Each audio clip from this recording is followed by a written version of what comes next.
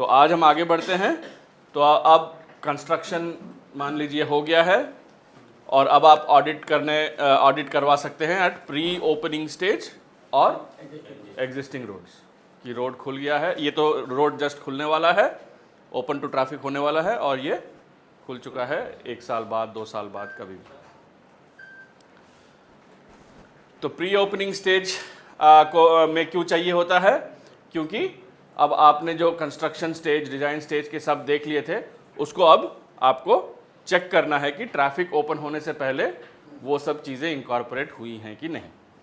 क्योंकि हमने तो बता दिया था कि डिज़ाइन स्टेज में ये करना है, कंस्ट्रक्शन स्टेज में ये करना है, लेकिन अब जब कंस्ट्रक्शन कंप्लीट है और ट्रैफिक को खोलने ही वाले हैं, तो तब हमको एक बार वो सारे लिस्ट चेक कर लेना है जो हमने डिज़ाइन स्टेज में बोले थे, जो हमने कंस्ट्रक्शन स्टेज में बोले थे, वो सब सेफ्टी पॉइंट ऑफ व्यू से इनकॉर्पोरेट किए गए हैं कि नहीं। फिर से नाइट टाइम में भी करना है और वही सारी चीज़ें होंगी। क्या क्या चीज़ें देखनी है? मार्किंग्स, ट्रैफिक कंट्रोल डिवाइसेस, जो कि हम हर स्टेज में देखते आ रहे हैं। तो एक कंटिन्यूटी बन गया है कि हमने फिजिबिलिटी स्टेज में भी ये देखा, डिज़ाइन प्रिलिमिनरी डिज़ाइन में भी देखा, डिटेल डिज़ाइन में भी देखा, कंस्ट्रक्शन में भी देखा, अब हम प्री ओपनिंग में भी वही चीज़ें देख रहे हैं। Review any previous audits in order to follow the subsequent design changes. मान लीजिए डिज़ाइन में कोई चेंज हुआ हो, हमने तो प्रिलिमिनरी डिज़ाइन देख के कुछ दे दिया था, अब ऑडिट करने के बाद हमने ऑब्जर्वेशन दे दिए थे, लेकिन उसके हिसाब से अगर कुछ चेंज हुआ है तो फिर तब शायद चेंज के बाद हमसे फिर से प्री ऑडिट नहीं हुआ हो, डायरेक्टली कंस्ट्रक्शन स्टेज में ऑडिट हुआ हो। तो ये सब सीक्वेंस ऑफ ऑडिट्स हमको देखना है, प्रीवियस ऑडिट्स, ताकि हमको पता चले कि क्या क्या ऑब्जर्वेशंस थी, उनमें से कितने इनकॉर्पोरेट हुए, मेजॉरिटी होने चाहिए, अगर नहीं हुए तो क्यों नहीं हो पाए, अभी क्या स्कोप बनता है उनका इनकॉर्पोरेट करने का। Main emphasis again pedestrian, cyclist, सबको भूलना नहीं है, क्योंकि ये सारे रोड यूज़र्स के बारे में है।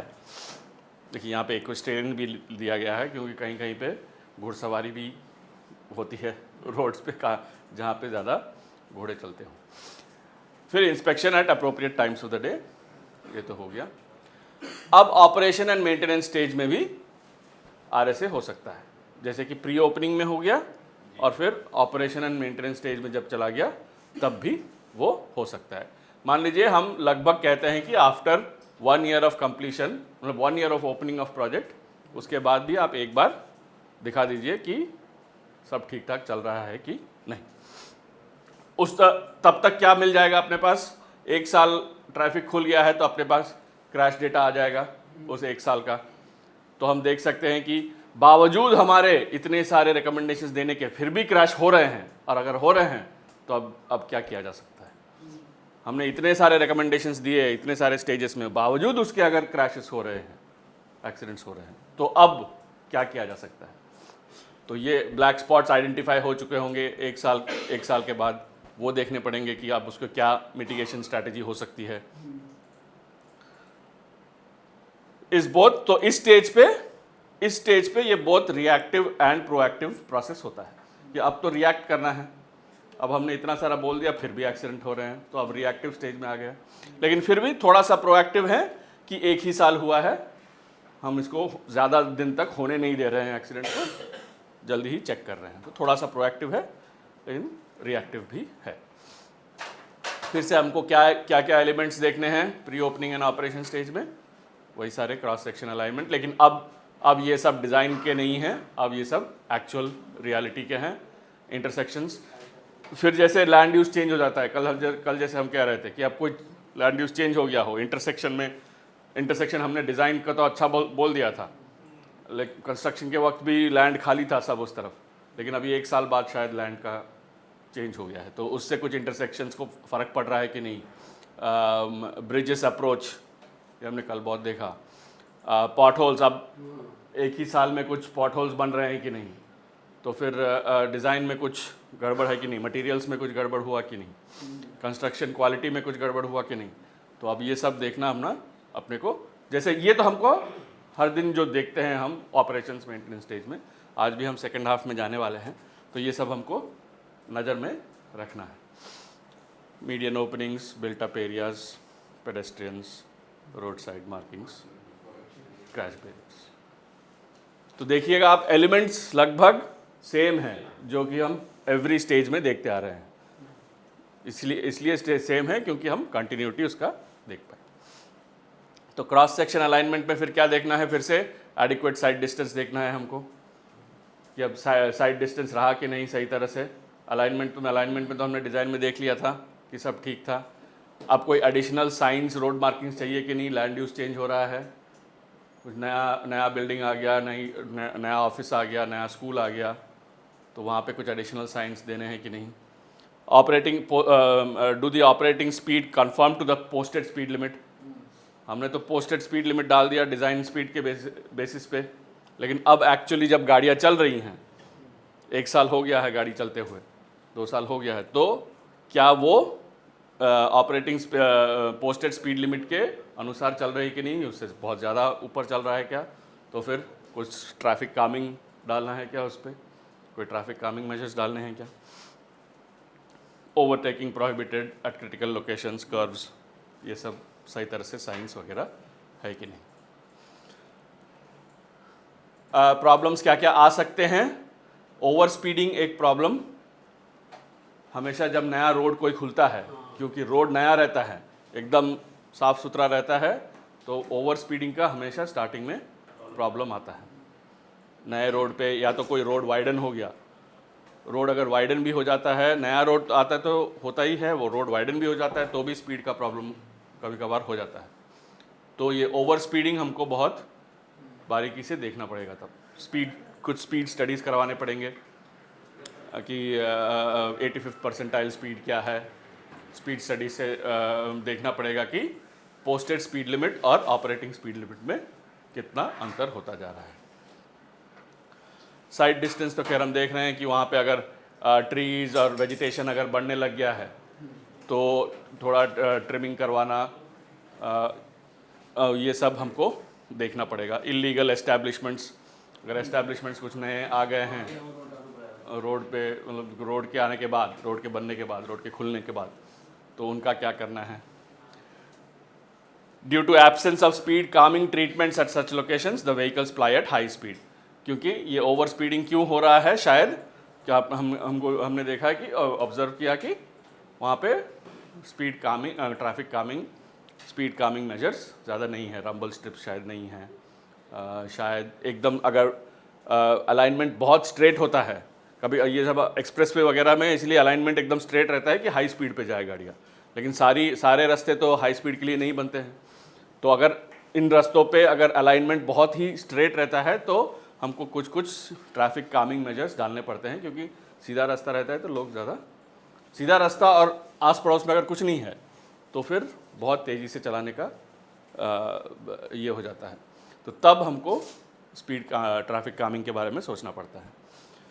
उस रास्ते पे अब पब्लिक ट्रांसपोर्टेशन अगर चालू हो गया है तो बस स्टॉप्स वगैरह सही तरह से डिज़ाइन हुए हैं कि नहीं। हालांकि हमने सब बताए हुए थे डिज़ाइन स्टेज में, लेकिन अभी ऑपरेशनल स्टेज में उसका क्या अंतर हो रहा है, ये सब हमको देखना है। फिर से थोड़े फ़ोटोज़, जैसे मान लीजिए ये है एक बिज़ी, मतलब एक मार्केट एरिया में, तो ऐसे सब पार्किंग लग गया है यहाँ पे, टोटो गाड़ियाँ, ऑटो, मतलब इनको बंगाल में हम टोटो कहते हैं, इलेक्ट्रिक ऑटो रिक्शा, तो ये सब यहाँ पे। अब नो पार्किंग का साइन शायद वहाँ पे नहीं लगा हुआ था, या लगा हुआ था अभी तो कोई इम्प्लीमेंट नहीं कर रहा है, उसको लागू नहीं कर रहा है, तो यहाँ पे सब पार्किंग आ गया है। तो पार्किंग के चलते ये कर्व का साइड डिस्टेंस थोड़ा कम होता जा रहा है। यहाँ पे हम देखेंगे तो ऐसा है कि वो फिर से एज लाइन नहीं है, हालांकि centre line, broken centre line है, लेकिन कर्व पे शायद वो ब्रोकन नहीं होना चाहिए, डॉटेड नहीं होना चाहिए, ये ओवरटेकिंग नॉट अलाउ करना है। तो ये शायद हमको बोलना पड़ेगा कि नहीं, इसको आप सॉलिड लाइन कीजिए, एज लाइन लगाइए। थोड़े जो पेड़ के टहनियाँ हैं, पेड़ की जो टहनियाँ हैं वो शायद रास्ते के ऊपर आ रही हैं, तो अगर ऊंची गाड़ियां हैं, ट्रकें हैं, तो लग सकती है वहाँ से। तो थोड़ा ट्रिमिंग कीजिए, ट्री ट्रिमिंग कीजिए। तो ये सब ऑपरेशनल चीज़ें हैं। ये तो अब रोड खुल गया है तो चेंज होता ही रहता है। सिमिलरली ऐसा भी, ये भी यहीं पे है, ऐसा ही है। कर्व पे ब्रोकन लाइंस हैं, सॉलिड होने चाहिए। और पेड़ बहुत ज़्यादा, हालांकि पेड़ अच्छे हैं, लेकिन अगर साइड डिस्टेंस के लिए पेड़ ऑब्स्ट्रक्शन बन जाता है तो ट्रिमिंग थोड़ा करना पड़ता है, एज लाइंस डालने पड़ेंगे।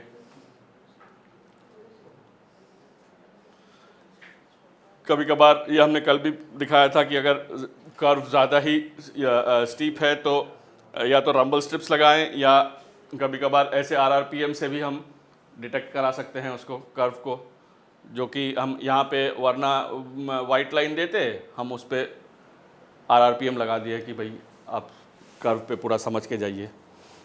वो रात को रिफ्लेक्टिविटी भी उसका बढ़ता है।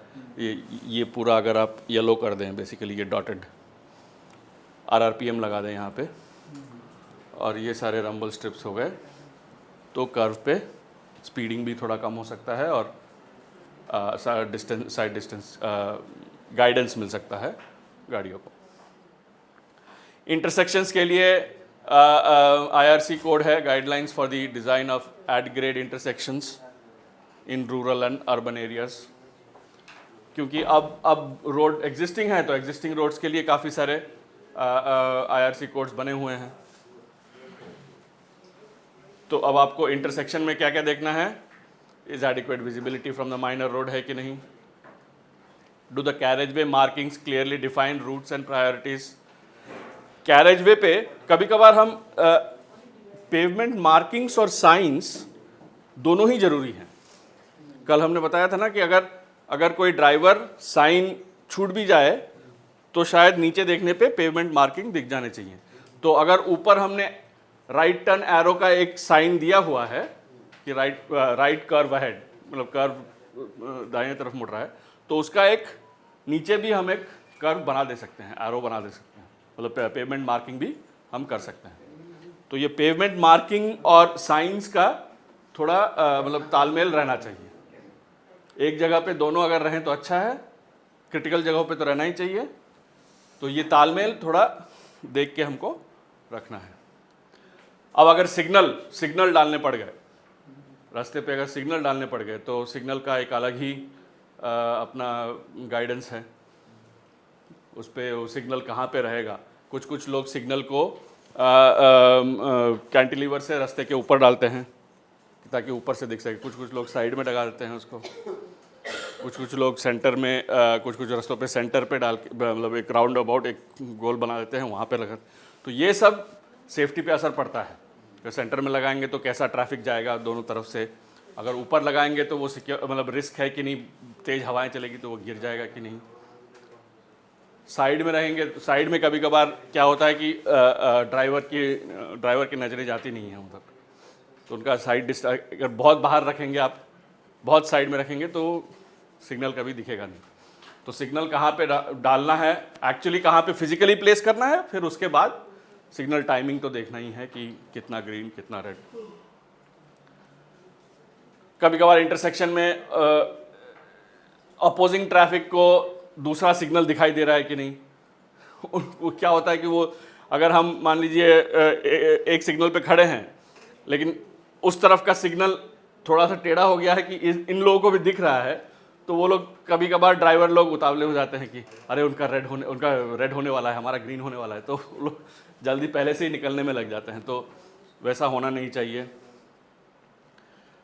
डिफरेंट जंक्शंस के प्रायोरिटीज सही हैं कि नहीं। टी जंक्शन हो सकता है, एक्स जंक्शन हो सकता है, वाई जंक्शन हो सकता है, नॉर्मल 4 लेगेड जंक्शन हो सकता है। तो ये सारे जंक्शंस के प्रायोरिटी मूवमेंट्स, प्रायोरिटीज़ मतलब कौन सी गाड़ियाँ किस तरफ से पहले जाएंगी, कौन सी गाड़ियाँ बाद में जाएंगी, कहाँ पे स्टॉप साइंस लगने चाहिए। ये गिव वे साइंस का बड़ा शायद है, इसके बाद गिव वे साइंस का बड़ा ये रहता है, कन्फ्यूजन रहता है, कहाँ पे लगाएं गिव वे साइंस को, कौन गिव वे करना चाहेगा। मतलब हमारे में ऐसा है कि हम तो पहले जाना चाहते हैं, कौन दूसरों को पहले जाने देना चाहिए। तो ये गिव वे साइंस का थोड़ा कन्फ्यूजन रहता है। तो साइनेजेस एडिक्वेट है कि नहीं, ये हमको देखना है।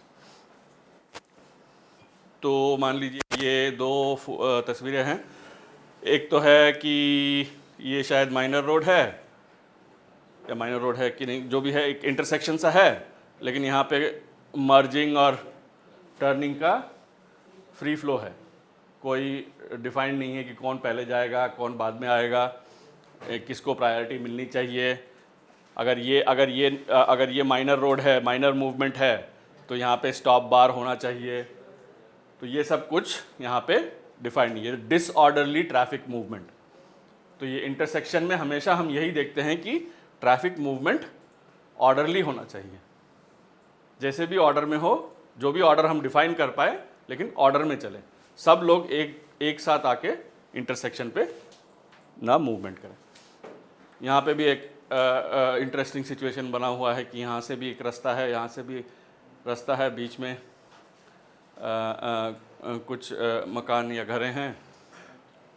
तो इन दोनों ट्रैफिक को कैसे हम सेपरेट कर पाएंगे। तो ये सब रियल लाइफ की तस्वीरें हैं। यहाँ पे देखिए एक स्टॉप साइन सडनली यहाँ पे डाल दिया है, हालांकि ये माइनर रोड की तरफ फेसिंग होना चाहिए था। अगर ये माइनर रोड है तो ये माइनर रोड की तरफ फेसिंग होना चाहिए था, शायद है भी, लेकिन यहाँ से आने वाले ट्रैफिक को भी ये स्टॉप साइन दिख रहा है।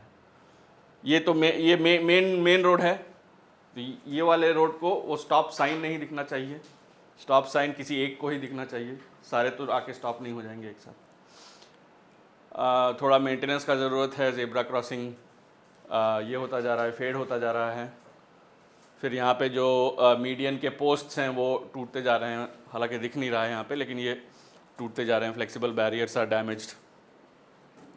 तो ये सारे ऑपरेशनल स्टेज में हमको ध्यान में रखना है जब हम फील्ड में जाएंगे।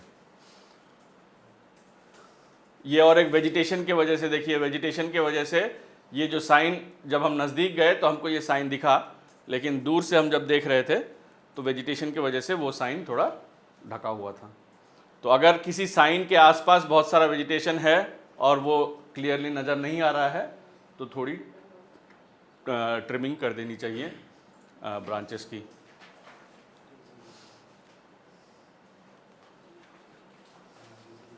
इसमें इस तस्वीर में क्या है, बाकी सब तो अच्छा ही है, यहाँ पे स्टॉप साइन भी है, नीचे पेवमेंट मार्किंग पे भी स्टॉप है, लेकिन क्या हो गया है, ये स्टॉप बार थोड़ा स्टॉप साइन के पास होना चाहिए था, वो एकदम मेन रोड के ऊपर आके स्टॉप बार लग गया है। तो ये स्टॉप बार लगभग, ये स्टॉप साइन और स्टॉप मार्किंग के आसपास में ही स्टॉप बार भी होना चाहिए। तो गाड़ियों को लगे कि हम इस लाइन पे आके हमको रुकना है, फिर हमको देखना है ट्रैफिक कैसा है, और फिर हमको मर्ज करना है या क्रॉस करना है। तो ये पेंटिंग और जो painting of this stop bar has to be at the, हाँ दिस वन इज द, हाँ ये वाला minor, this one is the minor road, हाँ ये वाला मेन रोड पे ही आ गया ऑलमोस्ट। तो इसको थोड़ा ऐसे पीछे शिफ्ट करना है। फिर देखिए ये वाले सिचुएशन आते हैं बहुत सारे जंक्शंस पे कि एक आइलैंड सा रहता है, यहाँ से ट्रैफिक लेफ़्ट जाए, यहाँ से जो ट्रैफिक आ रहा है वो राइट यहाँ से मर्ज कर जाए। तो कभी कभार ये आइलैंड का डिज़ाइन भी थोड़ा इसमें जैसे हमको दिखा कि आइलैंड बहुत ही छोटा बना हुआ है, थोड़ा सा और डिज़ाइन गाइडलाइंस के अनुसार थोड़ा सा और इसको लंबा होना चाहिए था, थोड़ा सा और लंबा होना चाहिए था, ताकि वो turning radius, turning movement smoothly हो पाए। हालांकि आइलैंड देना सही है, दिया है, लेकिन उसका डिज़ाइन में थोड़ा सा अंतर है। फिर ब्रिज और ब्रिज अप्रोच के लिए भी एक IRC गाइडलाइंस हैं, guidelines for the design of small bridges and culverts. Number ऊपर लिखा हुआ है, तो आपके पास है अभी पेन ड्राइव में सभी के पास। तो अब ब्रिज एंड ब्रिज अप्रोच, इसके बारे में हम कल बहुत सारे डिज़ाइन स्टेज, कंस्ट्रक्शन स्टेज के बात किए। अब देखिए ये एग्जिस्टिंग या प्री ओपनिंग या एग्जिस्टिंग स्टेजेस में जब ट्रैफिक के लिए खुल गया है या खुलने वाला है, तो मान के चलिए डब्ल्यू बीम क्रैश बैरियर लगाया तो सही, लेकिन उसको फाइनली ब्रिज अब इसके साथ ज्वाइन नहीं किया है, एक्सटेंड नहीं किया हुआ है, तो थोड़ा सा गैप रह गया है, तो गाड़ी यहाँ से गिरने का चांसेस है। तो ये छोटी छोटी चीज़ें, देखिए पूरा लग गया है लेकिन थोड़ा सा एंड ट्रीटमेंट नहीं किया है, तो ये सब चीज़ें नज़र में आ जाएंगी तो अच्छा है। फिर drainage issues on the bridge के ऊपर से ड्रेनेज इश्यूज हमेशा हमको देखना चाहिए कि ब्रिज फ्लड ना हो, पानी की ज़्यादा बरसात होती है तो ब्रिज पे पानी ना जम जाए। तो यहाँ पे जो हमने कर्व बनाया है और कर्व से और सही पाइपिंग, मतलब सही ये नहीं लगाया है, ड्रेनेज पाइप नहीं लगाए हैं ताकि पानी ड्रेन हो पाए। तो यहाँ पे सॉइल भी है तो थोड़ा सा ब्लॉक हो रहा है। फिर कभी कभार ऐसा सिचुएशन भी बनता है कि जो ब्रिज का स्पैन होता है वो हम थोड़ा पहले से ही एक एक्स्ट्रा प्रोविज़न रख देते हैं, एक्स्ट्रा वाइडनिंग का प्रोविज़न रख देते हैं। रोड शायद 2 लेन का ही है, लेकिन हमको मालूम है कि ये 6 लेन मतलब 3 लेन इधर 3 लेन उधर होने वाला है, तो हम ब्रिज पहले से प्रोविज़न 3 लेन का बना के रख देते हैं। तो ये एक एक्स्ट्रा लेन ब्रिज पे है, लेकिन अभी हालांकि क्योंकि ये अभी रोड सिर्फ 2 लेन का है, तो इस एक्स्ट्रा जगह को ड्राइवर्स लेन ना समझ लें, इसके लिए इस पे एटलीस्ट कुछ हैच मार्किंग्स डाल के रखना है कि ये this is not to be used as a lane. Emergency के लिए आप गाड़ी यहाँ पे रोक के, कुछ इमरजेंसी हो गया वो कर सकते हैं, लेकिन अगर ऐसा खुला छोड़ दे तो कोई समझ ही सकता है कि ये एक लेन है। फिर आगे जाके फिर देखेगा अरे आगे तो कोई लेन है ही नहीं, क्योंकि जब ब्रिज से नीचे उतरेंगे तब 2 लेन का रास्ता हो जाएगा, तो फिर मर्ज करने लग जाएगा। तो ये मर्जिंग वीविंग करते हुए एक्सीडेंट होने का चांस होता है। तो अगर एक्स्ट्रा प्रोविजनिंग है, अगर किसी ब्रिज पे एक्स्ट्रा लेन का प्रोविजनिंग है लेकिन अभी वो कमीशन में नहीं है लेन, तो उसमें थोड़ा ऐसे डायगोनल हैच मार्क कर देने से वो ड्राइवर को सिंप्लीफाई हो जाता है ड्राइवर को कि वहाँ पे गाड़ी नहीं चलाना है। यहाँ पे ब्रिज के ऊपर एज पेंटिंग फिर से मिसिंग है, तो एज पेंटिंग भी कराना है। तो जैसे देखिए ये हम ही लोगों की गाड़ियाँ हैं। जब हम कर रहे थे ऑडिट, तो एग्जिस्टिंग रोड के ऑडिट, मान लीजिए अब आपके 50 किलोमीटर का रोड है, तो आप तो हर 500 मीटर पे नहीं रुकेंगे, तो आपको गाड़ी पे चलते चलते पहले एक बार पूरा विजुअल इंस्पेक्शन कर लेना है गाड़ी में चलते। फिर जब वापस आ रहे हैं, अगर अनडिवाइडेड कैरेज वे है, फिर वापस आ रहे हैं, तब आपको याद रहना चाहिए अच्छा जाते वक्त मैंने ये देखा था तो यहाँ पे एक बार रुकते हैं, मैंने ये देखा था यहाँ पे। अगर डिवाइडेड है तो आपको दोनों तरफ करना पड़ेगा, अगर अनडिवाइडेड है तो आप एक ही तरफ रुकने से आपको हो जाएगा। तो पूरा एक ड्राइव थ्रू कर लीजिए, फिर वापस आते वक्त जहाँ जहाँ पे आपको ध्यान में है वहाँ पे रुकते आते हुए पूरा नोटिंग, और जो कहा गया था ऐसे फोटोग्राफ्स लेके रखिए। आजकल डिजिटल कैमरा में तो डेट टाइम सब आ जाता है, तो रहेगा कि इस दिन पे, मतलब कॉन्ट्रैक्टर ये नहीं कह सकता उसके बाद जाके शायद लाइन बना दिया हो वो, लेकिन वो ये नहीं कह पाएगा कि नहीं लाइन हमारा तो था। फिर ये एक इंटरेस्टिंग है, क्रैश बैरियर और कर्ब के बीच में डिस्टेंस। अब ये क्रैश बैरियर लगाया ही इसलिए जाता है ताकि गाड़ी टॉपल ना हो जाए, गाड़ी इससे लग के अंदर की तरफ आए, ना कि गिर जाए।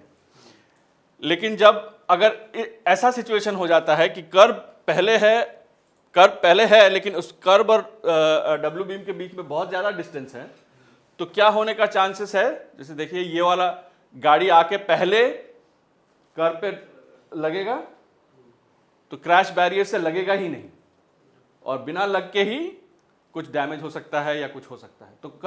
तो ये जो क्रैश बैरियर लगाए हैं उसका फंक्शनैलिटी ही रहता नहीं। तो यहाँ पे एक मिनिमम डिस्टेंस रहता है, इज ग्रेटर देन 100 mm। तो यहाँ पे गाइडलाइंस में लिखा हुआ है कि 100 mm से कम होना चाहिए, ताकि ये क्रैश बैरियर से गाड़ी पहले क्रैश बैरियर पे लगे। गाड़ी का जो भी हिस्सा आए वो पहले क्रैश बैरियर से लग के अंदर की तरफ आ जाए, ताकि गाड़ी मतलब गिरे ना, और गाड़ी में मिनिमम डैमेज हो, और गाड़ी के अंदर जो पैसेंजर्स हैं उनको भी मिनिमम डैमेज हो। ज़्यादा होगा तो एक तो अगर गाड़ियाँ ऊंची हैं तो उसका सेंटर ऑफ ग्रेविटी थोड़ा हाई हो जाता है, तो वो टॉपल भी कर जा सकती है, नीचे लग रही है, ये हार्ड है ना, जो कर्व है वो कंक्रीट का है तो वो हार्ड है, तो टॉपल भी हो सकता है कभी कभार अगर हाई स्पीड पे आके लग के। हालांकि अगर हाई स्पीड पे आके क्रैश बैरियर से लगेगा तो वो झटक के अंदर आ जाएगा, तो इसलिए ये डिस्टेंस ज़्यादा नहीं होना चाहिए, क्योंकि ये इसके पीछे ही रहेगा, ये इसके पीछे ही रहेगा, लेकिन ये वाला जो पोर्शन है वो थोड़ा सा 100 mm के अंदर रहेगा, उसके 100 mm के अंदर रहेगा। फिर और एक इशू हमेशा आ जाता है एज ड्रॉप वाला, इशू आ जाता है, लेवल डिफरेंस वाला। तो ये देखिए यहाँ पे कंस्ट्रक्शन हो गया है, ट्रैफिक के लिए ओपन हो गया है, लेकिन एज ड्रॉप को अभी तक कुछ किया नहीं है। तो ये डेंजरस सिचुएशंस हैं, हाई स्पीड पे गाड़ियाँ जाएंगी, जो भी स्पीड पे जाएंगी। फिर यहाँ पे भी मतलब सिचुएशन ऐसा है कि WBM क्रैश बैरियर यहाँ पे ख़त्म हो गया है, उसके बाद कोई एज ट्रीटमेंट नहीं है। फिर मीडियन, अब जब अनडिवाइडेड रोड्स हैं, अब मान के चलिए यहाँ से कोई रोड मर्ज हो रहा है इसके अंदर, तो हमेशा थोड़े ऐसे फ्लेक्सी पोस्ट्स या फ्लेक्सिबल पोस्ट्स ऐसे लगा देने चाहिए, ताकि इनको लगे कि ये दोनों रोड्स पे कुछ अंतर है। ये मार्किंग भी बढ़िया है, लेकिन ये मार्किंग ये अपने इंडिया का है कि नहीं मेरे को समझ में नहीं आ रहा है, लेकिन कुछ तरीके के मतलब ये this is the best way to delineate two lanes when it's an undivided carriageway and when the one lane is merging into a bigger road। जैसे कि कभी कभार एक विलेज से आते हुए हम राइट एंगल पे नहीं देना चाहते हैं इंटरसेक्शन, तो मर्ज सेक्शन दे देते हैं, तब हमको एटलीस्ट उस सेक्शन में ये delineator, flexible post with retro reflective tapes, ये सब डाल देने चाहिए। स्कूल जोन देखिए, अब रोड बन गया, रोड खुल गया, ट्रैफिक में स्कूल आ गए, तो ऐसे ये वाला सिचुएशन देखिए, जैसे कि हालांकि स्कूल मतलब इस पे नहीं जाना चाहिए कि स्कूल बड़ा है कि छोटा है, कितने बच्चे पढ़ेंगे, लेकिन बच्चे तो पढ़ेंगे वहाँ पे। अब ये देखिए इसका ओपनिंग यहीं पे है, इस स्कूल का गेट यहाँ पे है और ये रोड यहाँ पे है, तो ये तो बहुत दिक्कत की बात है। हालांकि देखिए साइंस वगैरह दिखा रहे हैं कि ठीक है स्कूल क्रॉसिंग आ रहा है, वहाँ पे जेब्रा क्रॉसिंग भी दिया हुआ है, लेकिन अगर इसका एक्सेस इतना नज़दीक है मेन रोड से, तो फिर तो यहाँ पे एक्सीडेंट होना बहुत प्रॉबेबल है, क्योंकि यहाँ से लोग स्लो मतलब जो भी पेरेंट्स अगर छोड़ने आएंगे, बच्चा ऑटो में आएगा, रिक्शा में आएगा, कुछ किसी में भी आएगा, तो यहाँ पे तो ये वाला लेन तो पूरा चला ही जाएगा उसको ड्रॉप करने में, 2 लेन का ही रोड है। तो ये हमको बहुत ध्यान में रख के करना है कि आसपास का लैंड यूज को भी थोड़ा हमको जितने हद तक हो कंट्रोल करना। सभी रोड पे स्कूल रहता है, सभी रोड पे स्कूल रहता है, हमारे स्कूल रोड पे स्कूल तक ही ले आते हैं। हाँ, क्योंकि उनको भी चाहिए कि बच्चा रोड से स्कूल पे आए। तो यही बात है कि लेकिन अगर है तो हम लोग क्या कहते हैं कि ये पूरे एक जोन को आप स्कूल जोन डिक्लेयर कर दीजिए। स्कूल शायद यहीं पे है सेंटर पे, लेकिन उससे मान लीजिए 200 फीट इधर और 200 फीट उधर, उसको पूरा एक स्कूल जोन डिक्लेयर करके स्पीड लिमिट रिड्यूस करा दीजिए, वहाँ पे स्पीड लिमिट रिड्यूस करा दीजिए, रंबल स्ट्रिप्स ये सब डाल दीजिए। यहाँ पे एडिशनल आप जब क्रॉसिंग दे रहे हैं शायद टेबल टॉप क्रॉसिंग दे सकते हैं, तो स्पीड और कम हो जाए। 2 लेन रोड पे टेबल टॉप क्रॉसिंग हो ही सकता है। ताकि स्पीड और कम हो जाए। और बाकी साइनेजेस वगैरह देखिए असल में इसका स्पीड है 80, इस रोड पे स्पीड है 80, लेकिन हमने यहाँ पे उसको 40 पे रिड्यूस कर दिया है। टेबल का आपका कोई स्टैंडर्ड ड्राइंग है? हाँ, स्टैंडर्ड ड्राइंग है, उसमें गाइडलाइंस में ये पेडेस्ट्रियन वाला एक IRC कोड है, उस पे है। आ रहे हैं पेडेस्ट्रियन वाले में ही आ रहे हैं नेक्स्ट। तो स्कूल जोन अगर है, स्कूल रहते ही हैं, तो उसको थोड़ा ऐसे जोन के मतलब पॉइंट के हिसाब से नहीं ट्रीट करके उसको थोड़ा एक जोन में कन्वर्ट कर दीजिए, जोन में कन्वर्ट करके उसको ट्रीट कीजिए। फिर से स्कूल जोन के जैसा ही है built up zone. Built up मतलब मार्केट जो भी एरियाज हैं वहाँ पे भी स्पीड रिडक्शन करवा देना चाहिए। स्पीड कामिंग जैसे कि स्कूल जोन में होता है वहाँ पे भी वैसे ही कीजिए। Provide median for the complete section, वहाँ पे थोड़ा मीडियन का व्यवस्था कीजिए, या तो फ्लेक्सी पोस्ट डाल के, फ्लेक्सिबल पोस्ट डाल के, या कुछ डाल के मीडियन का व्यवस्था कीजिए। No overtaking, double solid line लगाइए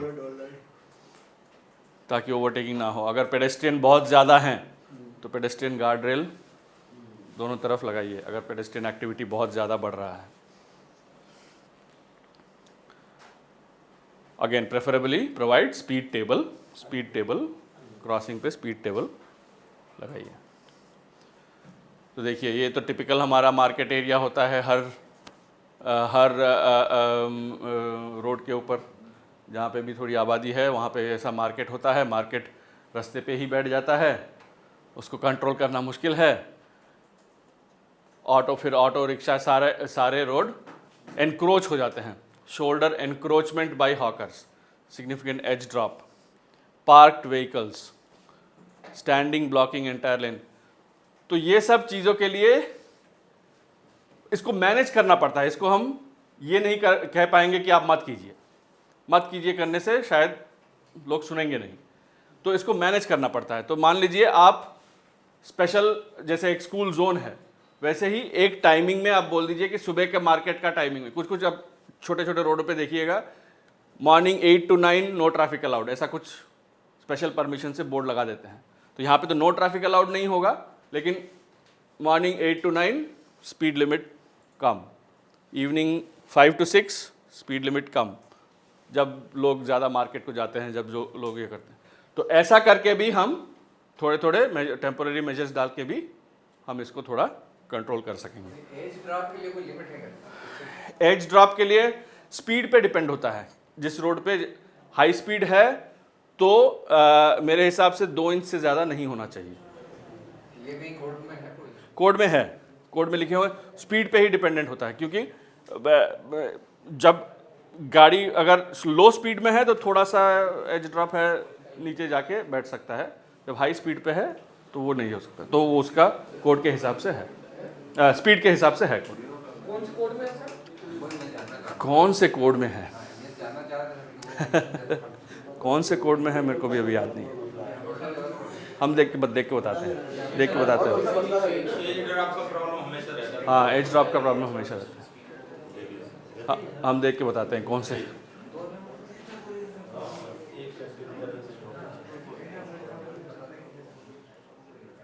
ये है जंक्शंस के प्रॉब्लम। सिमिलरली अगर मार्केट एरिया है तो और एक रोड इंटरसेक्शन हो रहा है तो जंक्शन और ज़्यादा पेडेस्ट्रियन एक्टिविटी होने लगता है वहाँ पे, क्योंकि अब 2 रास्ते मीट हो रहे हैं तो उस जंक्शन पे और ट्रैफिक बढ़ता जा रहा है। तो यहाँ पे जो जंक्शन के ट्रीटमेंट्स हैं हमको वो याद रखने हैं। तो ये हालांकि बिल्ट अप जोन है, लेकिन हमने जंक्शन के ट्रीटमेंट्स के बारे में पढ़ा है कि जंक्शन पे क्या क्या होना चाहिए। अगर ऐसी अवस्था आ गई है कि अनसिग्नलाइज्ड से नहीं हो रहा है तो शायद सिग्नलाइज करना पड़ेगा।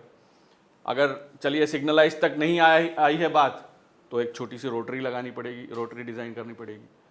तो ये सब चीज़ें हमको बिल्ट अप एरिया में स्पेशली अगर जंक्शन की बात करें तो वहाँ पे करना पड़ेगा।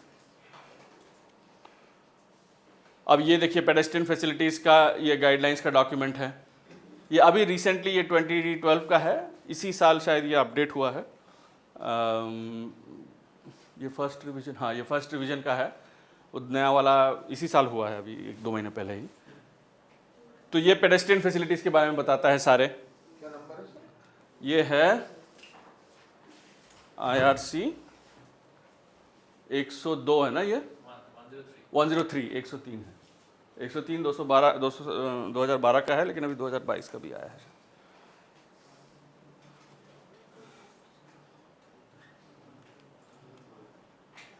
तो यहाँ पे देखिए टेबल टॉप डिज़ाइंस के सारे पैरामीटर्स दिए हुए हैं। तो इसमें से हमको सारे चेक करने हैं कि कितने स्पीड लिमिट पे पेडेस्ट्रियन क्रॉस करवाना, एड ग्रेड क्रॉस करवाना सेफ है, मार्केट एरिया, बिल्टअप एरियाज के लिए क्या फैसिलिटीज़ प्रोवाइड करनी चाहिए, क्या कैसी क्रॉसिंग फैसिलिटीज़ प्रोवाइड करनी चाहिए। For 2 lane highways all the pedestrian crossing arrangement should be properly marked and delineated with RRPM। ये है कि नहीं है। 2 लेन रोड के लिए हम कभी भी मतलब अंडरपास या ओवरपास के बारे में नहीं सोचते हैं। एड ग्रेड ही जितना अच्छी तरीके से हो पाए उतना देखते हैं। तो ये शायद पेवर ब्लॉक, अच्छा ये पेवर ब्लॉक का है। ये है क्रॉसिंग वाला। मैं देख रहा था उसमें वो वाला फ़ोटो है कि नहीं, टेबल टॉप वाला, लेकिन इसमें तो है, इस कोड में है। So for locations with less heavy vehicle traffic the height में बी रिड्यूस टू 4 इंचेस। तो ये जो इसका हाइट है, आई थिंक इसी हाइट के बारे में बात की जा रही है। अगर हैवी व्हीकल्स नहीं है तो टेबल टॉप का हाइट 4 इंचेस से भी रिड्यूस हो सकता है, कम हो सकता है। ये टेबल टॉप आजकल मतलब बहुत सारे कोड्स में कोड की बात हो रही है, क्योंकि ये वाला विड्थ देखिए 1 मीटर 5 मीटर 1 मीटर, तो 7 मीटर का 6 या 7 मीटर का है। ये दिख नहीं रहा है मेरे को कितना है। हाँ 5+1+1 है।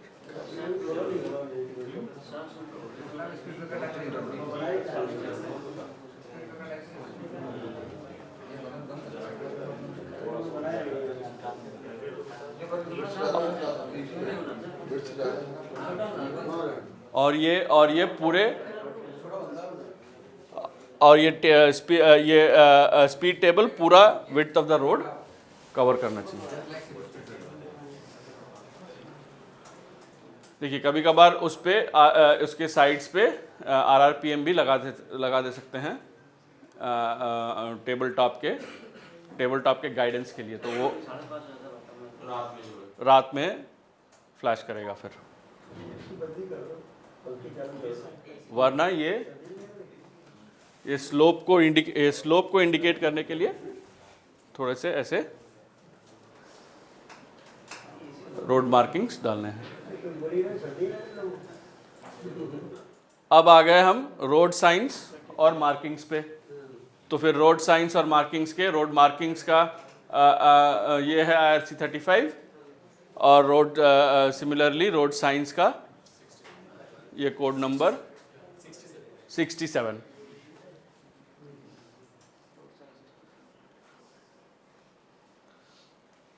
इनमें क्या क्या चेकलिस्ट है हमारे, क्या क्या देखने हैं हमको। Visibility, locations and legibility of signs during daylight and darkness. मतलब हम साइन दिख रहा है कि नहीं, साइन सही जगह पे है कि नहीं, और साइन में जो लिखा है वो पढ़ा जा रहा है कि नहीं। साइन सही जगह पे भी होनी चाहिए, और साइन सही लोकेशन पे भी होनी चाहिए, और साइन पे जो लिखा हुआ है वो हमें पढ़ने में भी आना चाहिए। ये तीनों चीज़ें होनी चाहिए, रात में भी और दिन में भी। Additional warning signs have been provided where necessary. अगर नेसेसरी है, sharp curve ahead, narrow bridge ahead, additional warning signs दिए गए हैं कि नहीं। Are the sign sizes and letter sizes adequate. जो साइज के जो डायमेंशंस जो हैं वो अप्रोप्रिएट है कि नहीं, वो देखने हैं। Is there any signage that may confuse drivers. Confusing signs, confusion तभी होता है ड्राइवर्स पे जब ये देखा गया है कि बहुत सारे साइंस एक साथ होते हैं, कौन सा पढ़े कौन सा पढ़े, और एक ही मतलब शायद वहाँ पे एक रेस्ट एरिया भी है, वहाँ पे स्पीड भी कम करना है, वहाँ पे मार्केट जोन भी है, तो हमने मार्केट जोन रेस्ट एरिया सब एक साथ शायद साइंस को बहुत नज़दीक नज़दीक रख दिया है। तो उस टाइम पे ड्राइवर को कन्फ्यूजन होने का चांसेस ज़्यादा है।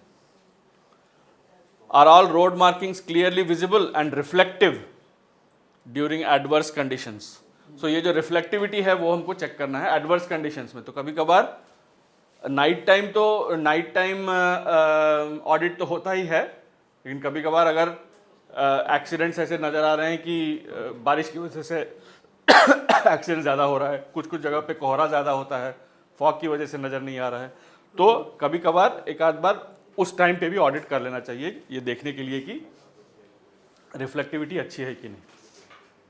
फॉग की कंडीशन में क्या मार्किंग?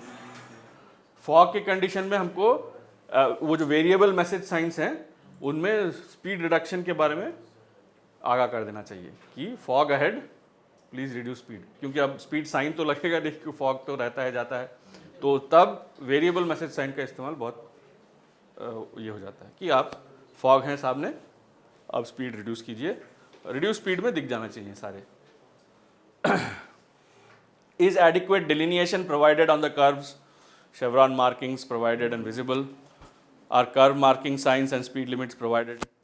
तो ये सारे हमको फिर से चेकलिस्ट आप देख रहे हैं, वही सिमिलर चेकलिस्ट हैं, सिमिलर चीज़ों को हम नोटिस कर रहे हैं। हाँ, ये गिव वे साइन का हमेशा ये रहता है। तो ये मान लीजिए मेन रोड है, अब मेन रोड पे हम क्यों गिव वे साइन लगाए? जो बंदा यहाँ पे जो मतलब माइनर रोड पे या इस रोड पे गिव वे होना चाहिए, मेन रोड पे तो गिव वे कोई गिव वे नहीं करेगा। तो गिव वे साइंस का लोकेशन कहाँ पे है उसको थोड़ा हमेशा हमको ध्यान रखना है, इसलिए चारों गिव वे साइंस के ही हैं, चारों अलग अलग लोकेशंस के। और गिव वे साइंस में थोड़ा बहुत कन्फ्यूजन रहता है हमेशा कहाँ लगाना है उसको। Issues related to road marking, ये तो हमने देखा ही है बहुत, फिर से एज मार्किंग नहीं है, सेंटर लाइन नहीं है, यहाँ पे भी वही सिमिलर सिचुएशन है, एज लाइंस नहीं है। मिसलीडिंग साइन, ये साइन बोर्ड शायद नज़र नहीं आ रहा है आपको, लेकिन साइन बोर्ड वहाँ पे डाला हुआ है कि आप वाइट लाइन के बाहर चलिए, मतलब आप एज लाइन के बाहर चलिए, ऐसा साइन ऑलरेडी डाल दिया है लेकिन एज लाइन नहीं है अभी तक। तो साइन हालांकि हमने डाल दिया है कि एज लाइन के बाहर चलिए, लेकिन एज लाइन अभी तक आया नहीं है। अब crash barrier issues, crash barrier के इश्यूज के लिए भी गाइडलाइंस हैं IRC 119, guidelines for traffic safety barriers. IRC 119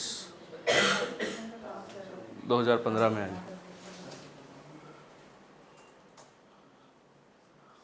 तो crash barriers and hazard management के क्या क्या इश्यूज हो सकते हैं?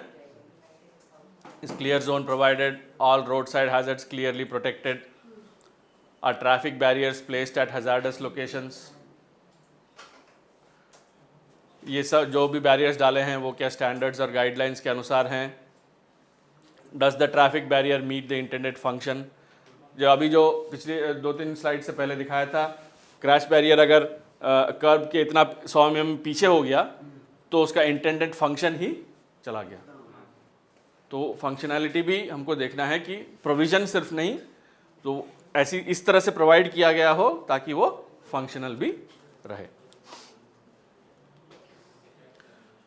तो ये मान के चलिए जैसे ये शायद एक्सीडेंट हो गया है, तो ये बेंड हो गया है, लेकिन इसको फिर से हमको फिक्स करना है, ऐसे बेंड अवस्था में ही छोड़ नहीं देना है, क्योंकि अगर ये बेंड हो गया है अभी फिर से अगर इसी जगह पे एक्सीडेंट हुआ तो वो रोक नहीं पाएगा एक्सीडेंट को। तो क्रैश बैरियर अगर एक्सीडेंट के बाद उसको फिर से हमको नया लगवाना है, फिक्स कराना है।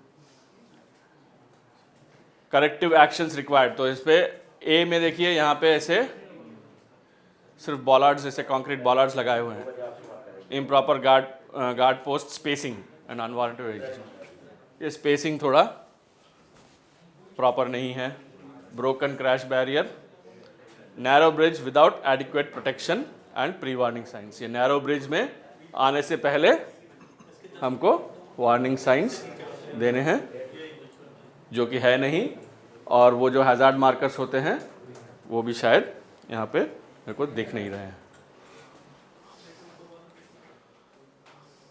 इसमें क्या क्या है इन दो पिक्चर्स में, ये फिर से एक ब्रिज या इसी सा लग रहा है, hazard marker not visible, no marking और pre warning sign, not delineated. यहाँ पे एक छोटा सा यहाँ पे कलवर्ट सा है, तो कलवर्ट पे भी no hazard marker near culvert. हालांकि ये सब हम सिर्फ क्रैश बैरियर इश्यूज देख रहे हैं, इसलिए क्रैश बैरियर के बारे में ही लिखा है, वरना यहाँ पे एज मार्किंग्स भी नहीं है।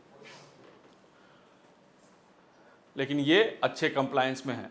जैसे मान के चलिए यहाँ पे एक फ्लाईओवर जा रहा है और नीचे से भी रास्ता जा रहा है, तो उसका प्रॉपरली जो हैजर्ड हो सकता है उसको पेंट किया हुआ है, RRPM लगाया हुआ है।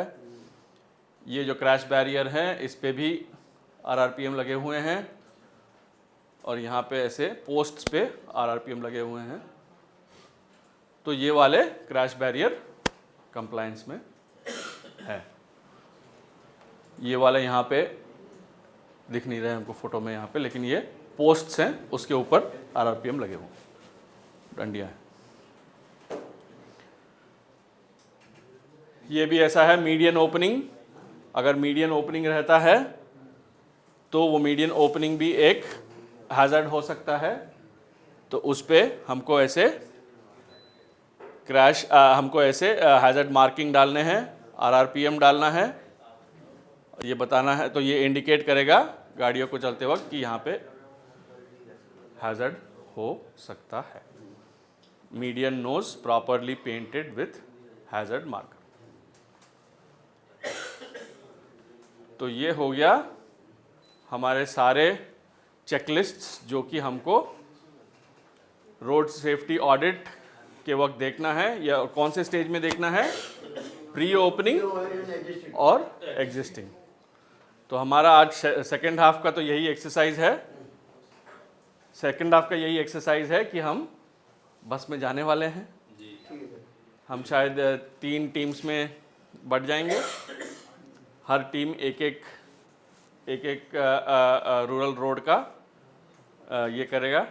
अब तो आप पेन और पेपर लेके चलिएगा, और आपके फ़ोन तो है ही, फ़ोटो लेने के लिए कैमरा है। तो आपने ये 2-3 दिन में जो भी देखा है फील्ड पे ऑब्ज़र्व कीजिएगा, नोट कीजिएगा, फिर कल सुबह आके सबके साथ डिस्कस कीजिएगा।